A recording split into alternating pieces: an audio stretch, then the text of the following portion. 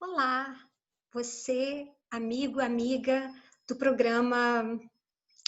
Olha só, programa Mar Aberto, que programa maravilhoso que a gente tem o prazer de participar e ter essa coluna.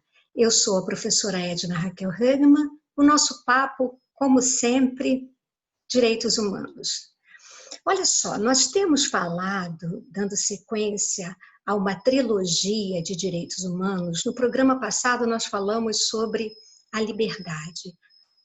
E seguindo a sequência sobre a liberdade, falamos sobre a liberdade azul, partindo dos filmes do cineasta Krzysztof Kiełowski.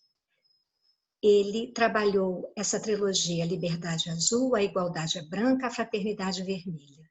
No nosso encontro de hoje, nós vamos conversar sobre a igualdade branca.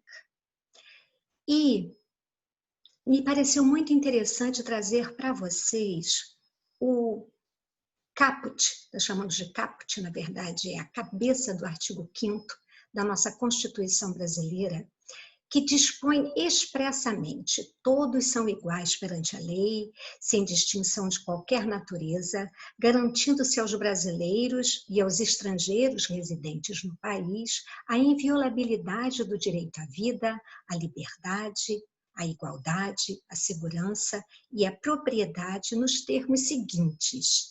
E aí, a seguir, o artigo 5º dispõe 78 incisos que vão trabalhar desde a igualdade entre homens e mulheres até a garantia de que a lei punirá qualquer forma de discriminação atentatória dos direitos e liberdades fundamentais. Isso tudo é muito bonito, isso é tudo muito bacana, mas entre a letra do texto constitucional e a realidade concreta da nossa sociedade, existe uma distância muito, mas muito, muito, muito maior do que possa imaginar a nossa vã filosofia. Não é mesmo, amigos e amigas? Muito bem. E aí, quem é mulher, quem é negro, quem é índio, quem é LGBTI+, quem é pobre, sabe melhor do que ninguém do que eu estou falando quando digo que existe uma distância muito grande entre a letra fria da lei e a cruel realidade da nossa sociedade brasileira. Por isso, cada dia faz mais sentido as palavras do sociólogo português e meu particular amigo, professor Boaventura de Souza Santos, palavras essas que eu trago para vocês quando ele afirma com muita propriedade que temos o direito de ser iguais quando a nossa diferença nos inferioriza. E temos o direito de ser diferentes quando a nossa igualdade nos descaracteriza. Daí a necessidade de uma igualdade que reconheça as diferenças e de uma diferença que produza, alimente ou reproduza as desigualdades. Essas afirmações me fazem vir à mente o caso de Rafael, que se tornou Rafaela. Rafael ou Rafaela, hoje já Rafaela, porque já se passaram tantos anos, me foi apresentado por um casal de alunos de uma instituição privada, no início dos anos 2000, no subúrbio do Rio de Janeiro, na verdade no bairro da Tijuca. Eu lecionava para a primeira turma de uma disciplina optativa que eu havia criado e que se chamava Direito e Bioética. Nessa disciplina, uma disciplina voltada para os novos direitos, nós dividimos a turma em grupos, pequenos grupos, para que eles trabalhassem o conteúdo programático dessa disciplina sob a forma de seminários. E o seminário que coube a esses dois alunos, e eram dois alunos que não eram cariocas, eles eram baianos. Esses dois alunos, o tema deles era exatamente a questão dos trans, né? Transsexualismo, transexualidade, enfim. E eles trouxeram um rapaz. Era um rapaz, eu me lembro como se fosse hoje. E nós estávamos no início dos anos 2000, eu não sei se 2001 ou 2002. Esse rapaz de cabelos longos, a única coisa diferente que ele tinha eram os cabelos longos, mas ele estava com uma camisa social, uma calça social e um sapato social. Ele chegou, a formação geográfica da nossa sala, a disposição geográfica das cadeiras era em círculo, nós porque funcionávamos sob a forma de seminário. Ele chegou, sentou-se e começou a contar a sua história. Ele contou a sua história dizendo o seguinte: ele era serventuário da justiça e quando ele começou a falar, eu lembro que imediatamente eu fechei meus olhos. Eu fechei os olhos e eu não ouvia a voz de um rapaz, mas eu também não ouvia a voz de um rapaz que tentava imitar uma moça com uma voz afetada. Eu ouvia a voz de uma jovem, uma voz pausada, tranquila, a voz de uma pessoa de boas letras, muito educada, de voz tranquila e pausada, e ela contando: sou serventuário da Justiça Federal e a minha história é a seguinte: eu sou filho adotivo, eu fui deixado numa cesta na porta da minha mãe adotiva, que não tem filhos e é solteira, solteirona, uma senhora que me pegou e me criou. E desde pequeno, eu nunca me senti um menino. Eu sempre me senti uma menina presa num corpo de menino. Isso sempre para mim foi um motivo de muito sofrimento. E quanto mais eu crescia, mais aquele corpo de menino me incomodava. As brincadeiras de meninos não condiziam com as brincadeiras que eu queria fazer. As roupas de meninos não eram as roupas que eu queria vestir, mas eu tinha que me conformar e eu não sabia o que eu tinha, eu não sabia o que eu era, por que eu tinha nascido assim. Até que eu, depois que cresci, eu fui me informar e eu descobri no Hospital Gafreguinli, no Rio de Janeiro, um tratamento para a mudança de sexo.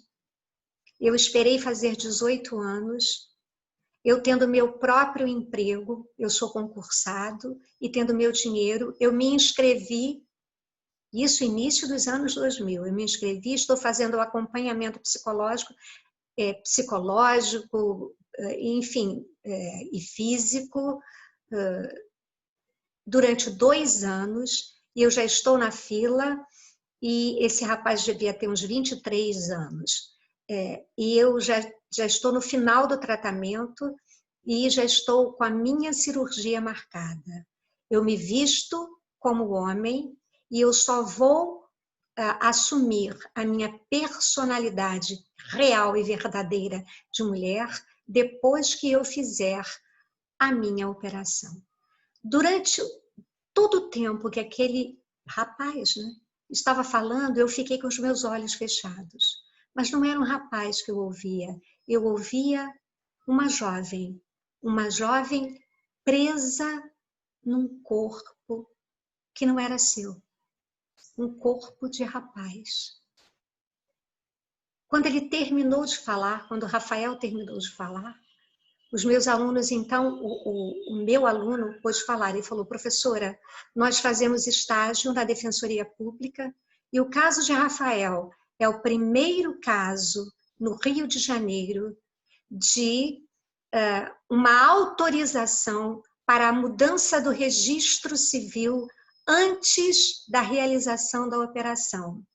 Ele já foi autorizado a mudança do seu registro, portanto, ele já vai assumir o seu nome, ele já está com a autorização judicial para a mudança do seu registro civil para se chamar oficialmente Rafaela, mesmo sem ainda ter feito a operação da mudança de sexo. E eu fiquei muito feliz com isso.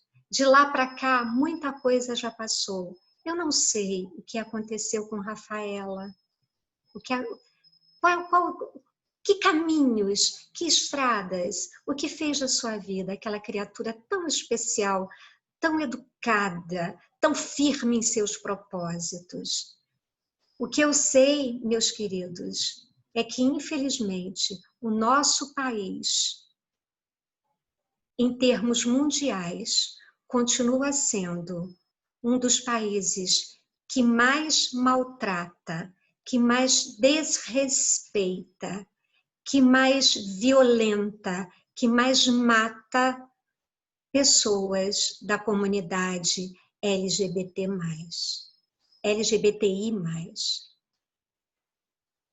Os transgêneros, os travestis, os gays, as lésbicas são diferentes? Não. Eles são seres humanos como nós. E têm que ser respeitados em suas diferenças. Como o professor Boaventura de Souza Santos foi feliz quando nos presenteou com essas frases. Infelizmente, o nosso país ainda apresenta cifras altíssimas de violência contra as pessoas da comunidade LGBTI+, da mesma forma em que apresenta cifras tremendas, terríveis, de violência contra as mulheres, contra as crianças, contra os idosos. Por quê? Porque nós temos uma cultura altamente patriarcal e machista, que precisa mudar.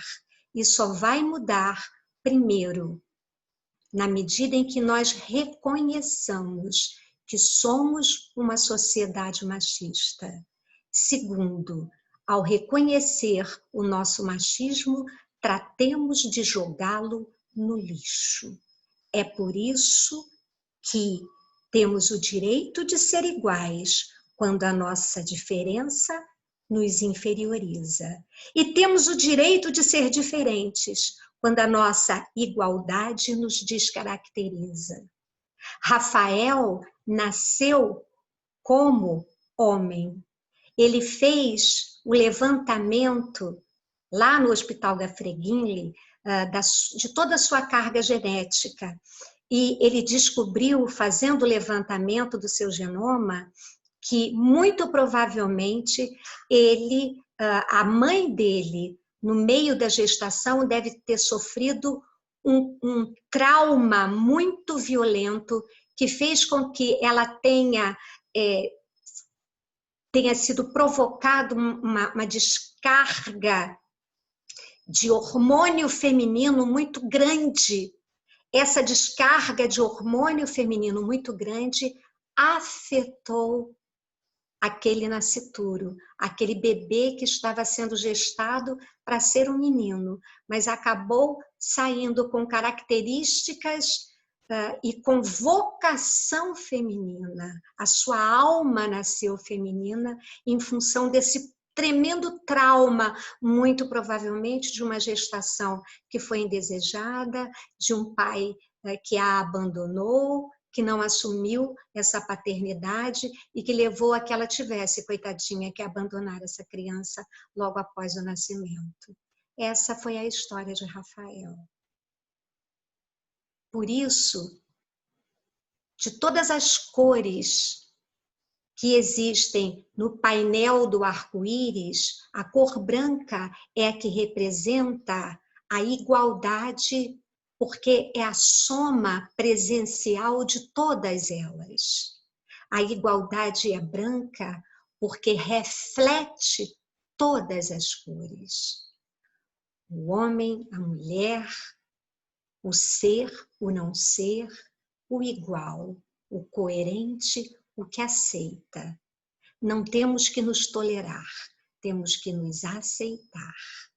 O nosso papo são os direitos humanos. Nós ficamos por aqui e na próxima semana nós falaremos sobre a fraternidade que é vermelha. Um grande abraço para todos vocês, vou ficando por aqui e até a próxima. Tchau!